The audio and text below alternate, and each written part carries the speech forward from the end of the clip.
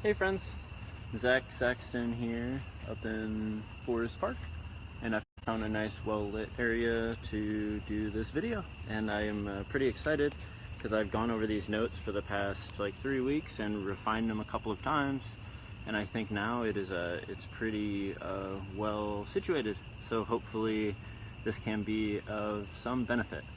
I get a lot of messages.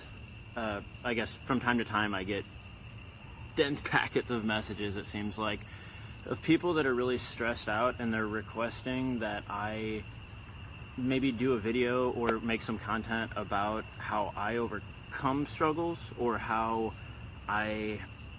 some of the struggles I have been through. I think because I have a pretty cheery disposition online and I try to post really empowering content, sometimes people, I think, wonder if, I have it easy or if it's just easy for me to overcome things.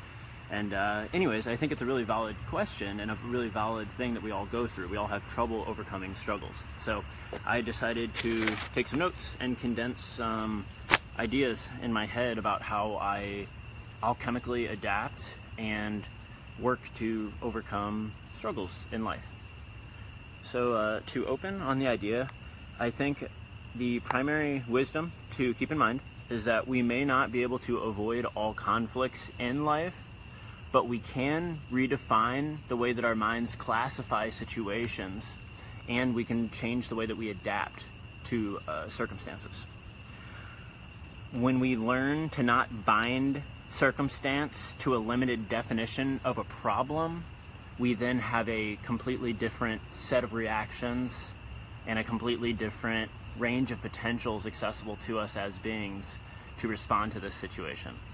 So I think that struggles can come in the point of can come in any three of these. I tried to break down life into 3 little sections. So we've got 1, 2, and 3, okay? 1 is a point of being. We are all in a point of being. There's always a point that we start at. Our essence is at a given point. We have a given disposition.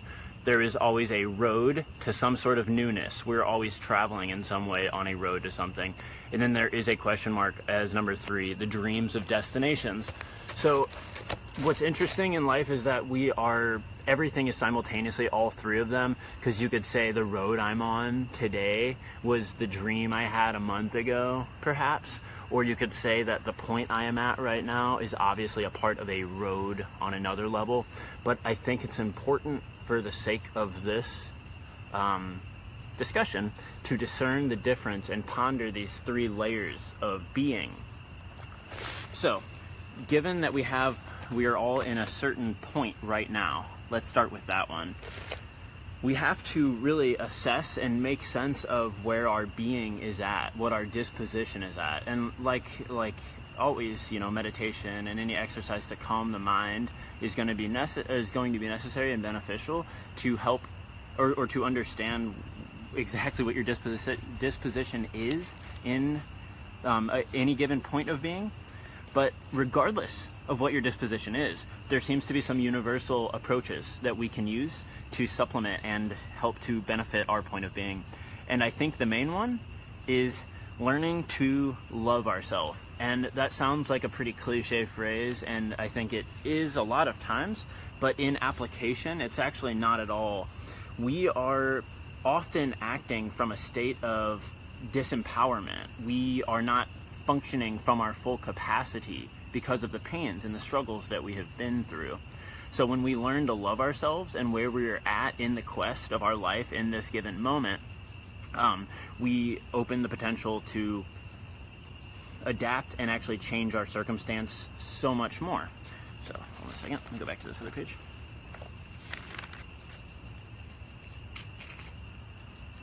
We experience an immense pressure and emotional weight when we are disappointed in ourselves and we are lacking self-love. So in any given time, if we're feeling like we're struggling, maybe assess for a second and question, how much you are appreciating yourself and how much you have given yourself credit for where you are at. the previous struggles you have gone through that have led up to this moment. Because when you can supplement a little bit of that self-love, the point that you are at in that moment is going to seem to open up a lot. And that's not just a fluffy idea. It's a neurochemical response. It's a neurological response. It's an actual change in the brain function. As we supplement this, despite the intensity of our struggles, we can rapidly overcome them. But it's important to remember the idea of patient love, because we often get ahead of ourselves. And the whole idea we are assessing right now is the point of being, which is existing right now. So we've got to be patient. We've got to accept that, hey, it might suck right now. We might be going through a crazy struggle, but we are able to overcome it. So we have to be patient. And on that note, there's a little bit of Taoist wisdom that I thought was pretty relevant to share. This is my own wording of this wisdom. Progress amounts slowly, often so much so that the movement may be unnoticeable. Yet when change is ready, our efforts become rapidly manifest and progress seems to sprout endlessly. So when we can learn to be patient and love ourselves in the moment, we are very likely to be moving towards the change that we have been seeking all along, and we may not have been seeing any of the change. So without making it too complicated, that has all been the point of being. So now let's talk about number 2, the roads that we're on. Because wherever we're at right now, we're perceiving the possibility of a road, something extending from where we're at. So the road is often a overwhelming thing to consider, because we have rainy days, we have the bad days, we have the bad weeks, we have the bad months. You know, life is tough sometimes. But the main thing to acknowledge, I think, on the road in terms of accessing this dimension of our experience is to remember that there are the rainy days and the rainy months, and it's perfectly okay to be wherever you are. It's okay. Helicopter. Searchlight helicopter. They're on to me.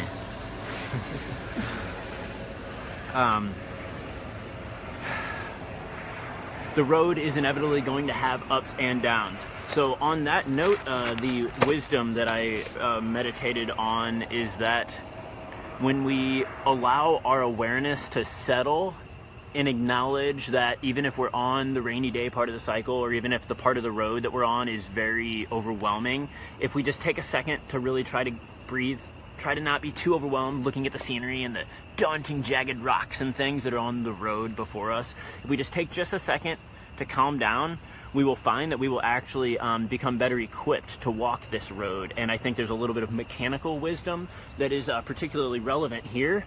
And that is something that I found in my own life, is that when we are anxious, we are less capable of utilizing each moment as an effective stepping stone towards resolve. If I am running late and I'm stressed out, all of a sudden everything seems to go wrong and I'm stubbing my toe and dropping things.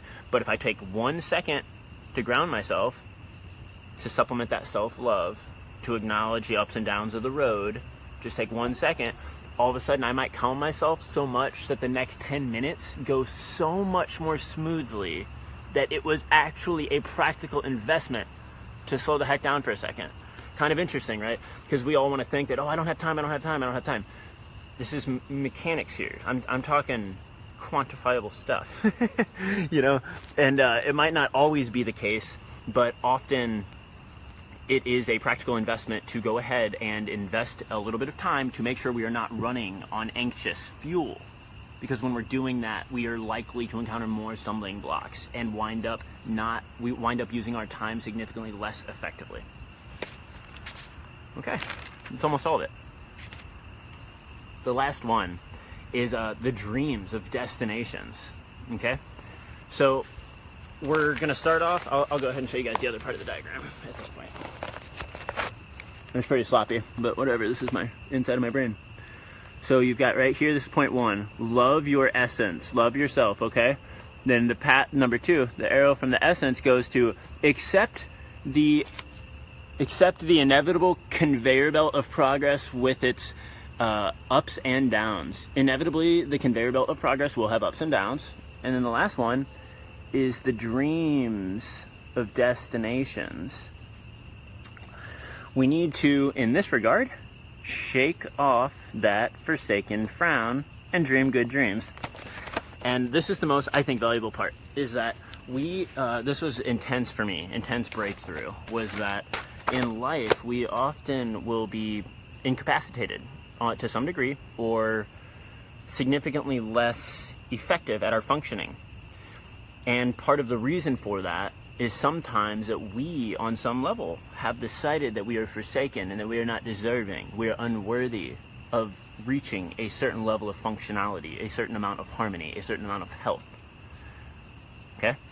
And the little poetic term I've developed for this is the forsaken frown. Feeling that we are forsaken from something, not worthy, forsaken from the garden, metaphorically, that we have been kicked out and we're in timeout. This is a very powerful burden that will shake us. And let's see what I got here. We become disillusioned by fear and insecurity. So when we dream a bad dream, when we're afraid and we feel, unworthy, we are not able to dream those good dreams at the end of the road. And because of this, we're like cripple almost our functionality on the path to those destinations. And it almost becomes like a self-fulfilling prophecy to some degree, if you will. We are actually walking towards bad dreams if we don't learn to effectively extinguish the bad dreams, extinguish the forsaken frown, and remind ourselves that we really are free and we really are, saved, if you will, and we really are worthy. Okay? This pain that we go through when we feel forsaken can dig a hole for us, and if we are upset enough, we may even decide to sit in said hole. And that is kind of the vision, the illustrative analogy for the forsaken frown. We will be so bummed out that we'll just dig a hole and sit and be like, I'm depressed. I don't deserve something else. And it's scary, because we've all probably been depressed. It's a very intimidating thing when we feel our mindset come down to that level where we actually feel unworthy. But then when we consider on a deeper level, energetically, esoterics, whatever you want to call it, I think that, I'm fairly certain that the same principle applies. We will, to some degree, disempower our capability because we are foolish enough to accept, on some level, accept contractually that we are forsaken. And when we can find that part of ourselves, when we can find where the part of our consciousness is that actually feels unworthy and really is bringing ourselves down, and we can learn to disarm it, and then we can really learn to extinguish the bad dreams and learn to dream the good dreams. Identify holes, identify feelings of unworthiness, etc., and work to extinguish them through exploring and integrating. One step at a time. Make yourself proud, do good, feel worthy, and watch as the shadows disappear. So for me, this ending part, the forsaken frown, initially came up, I guess I don't want to tell the whole story, it's kind of intense and a little bit long, but I had a really intense spiritual experience. And during it, I felt kind of shaken. It kind of jarred me a little bit, and for like 2 or 3 days after that, I felt like a certain cloud in my head. Like I felt like my head was in the clouds. And part of me was like, okay, it's all right. I'm just, we all have bad days. I'll be all right. I was toughing through it, nothing wrong with that. But I noticed that there was a certain pervasive heaviness, a weight, for these 2 or 3 days. And at a certain point, I remember the exact moment it happened, because for these 2 or 3 days, I was trying my best to break through this cloud. I felt it. I was praying. I was tuning in. But for some reason, I just wasn't getting through those clouds. And that's not really like me. I can normally get my face centered, and I can get my mind and my psychology and my emotions lined up, if I take a minute. And I couldn't do that for these 3 days. So anyways, I remember the exact moment. I'm walking through my house, and all of a sudden, I felt my thought, almost like my conscious mind attached to this, and I realized part of me felt like I did something wrong 2 or 3 days ago. And I was like, when I had that spiritual moment that jarred me. And I was like, wait, why do I think that? Like, why is that in my head? Like, why? I almost felt like like a sinner or whatever you want to call it. Like, I felt like I had betrayed something. And I was like, wait, why is that there? So I took a second to meditate on it, and I felt this weird feeling, this shadow, this thickness to it. And I was like, wait, no, that's not me. What the heck is going on? and I just cleared myself for a second, and like I centered, and you know, I kind of prayed and grounded myself. And in that moment, I felt like this huge blast of energy hit me, you know, and on a psychological level, it was just this piercing line of potential that cut through this crap, this fog where I was feeling forsaken. And I felt all of a sudden like just I felt myself become reinvigorated. And for me, on a spiritual sense, it was very much a cloud of, you know, bad stuff, bad frequencies, you know, bad spirits, fallen angels, whatever you want to call it. But for some reason, I felt this weight on my shoulder where I actually was starting to feel convinced as though I was unworthy, I was forsaken. Like, and it was almost as though when I had that weight, before I identified it, part of me had agreed that that was true. Part of me had complied. And it was powerful for me because I've never really realized the layers of compliance that we have on different levels. And yeah, it's just powerful medicine to be able to take a step back and think about it. And to remember your beauty, to love your essence, as we talked about. Love where you're at in this moment. Acknowledge that life is always crazy. We've always got the ups and downs. And then remember that we're not forsaken. You have the right to dream good dreams. You deserve good dreams. And even if you can't muster them right now, dream good dreams are dreaming you. So, you know, get ready for it. And thank you guys for, yeah, being a part of all this with me and hearing my ramblings and helping me to grow. I learn a lot from all of you guys. On a final note, in the big picture, even the heaviest struggles can be seen as necessary stepping stones to learn and become better people. So what really is good and bad?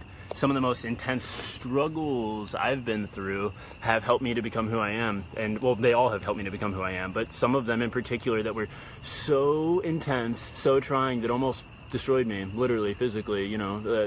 My most trying things have been some of the most profound gems that I've taken along the way, and some of the biggest blessings that I've been allowed to undergo.